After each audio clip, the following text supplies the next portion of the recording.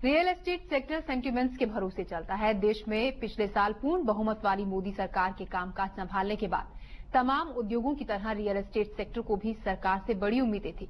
अब एक साल बीतने के बाद रियल एस्टेट सेक्टर का रिपोर्ट कार्ड भी सामने है, तो देखते हैं कैसा रहा रियल एस्टेट के लिए मोदी सरकार का पहला साल इस खास रिपोर्ट में।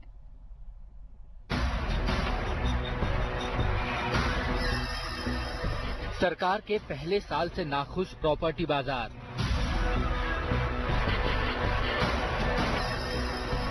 ग्राहकों को नहीं मिल रहा वक्त पर पोजीशन।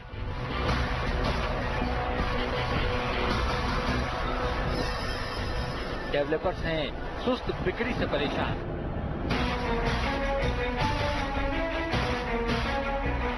नरेंद्र मोदी की अगुवाई में एनडीए सरकार ने सत्ता में एक साल पूरा कर लिया है। एक साल पहले जब मोदी सरकार सत्ता में आई थी तो रियल एस्टेट सेक्टर को उम्मीद थी कि अब प्रॉपर्टी मार्केट के अच्छे दिन आने से कोई नहीं रोक सकता।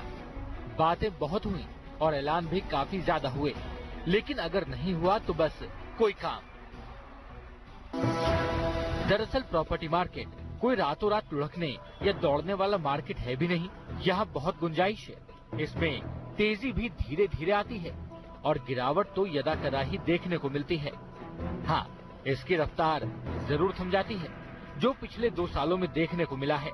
मोदी सरकार ने रियल एस्टेट सेक्टर के लिए कई ऐलान किए हैं। कुछ पर काम हो भी रहा है और कई जगह सरकार चुप्पी साध कर बैठ गई है। सरकार ने जितने ऐलान किए हैं और जिस हिसाब से काम शुरू हुआ है, उसका नतीजा आने में वक्त तो लगेगा ही। नतीजों के आने में लगेंगे 2 से 3 साल।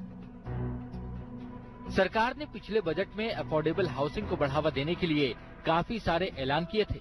इसके साथ ही इंफ्रास्ट्रक्चर को मजबूत करने के लिए भी सरकार एकदम तैयार है।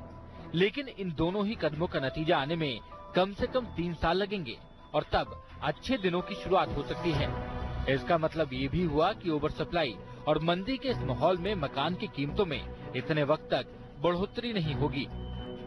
लगभग हर दिशा में मुझे एक भी ऐसा कोई जगह नजर नहीं आती कि जो कर सकते थे और इन्हें नहीं किया। प्रयास हर जगह चल रहा है और अब धीरे धीरे उससे जो पॉजिटिव कस्टमर्स का कॉन्फिडेंस और जो रिस्पांस है वो आना शुरू हुआ है।